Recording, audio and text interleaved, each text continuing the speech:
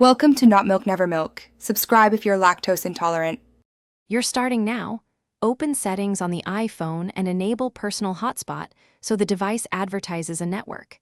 Make sure cellular data is active because the hotspot uses that plan. Once done, verify Bluetooth and Wi-Fi are on both devices. This enables instant hotspot, which avoids typing passwords.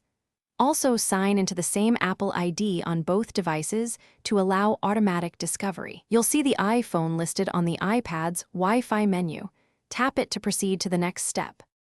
On the iPad, open Wi-Fi settings or swipe into Control Center and long press the network tile to view available networks.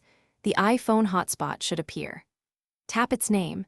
If you're using Instant Hotspot, connection happens without a password because the devices trust the same Apple ID.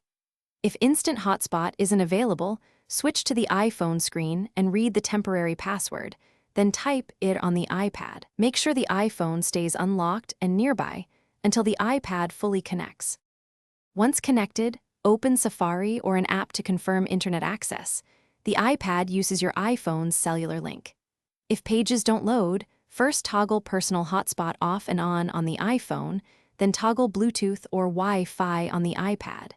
If that fails, restart one device to clear temporary network issues.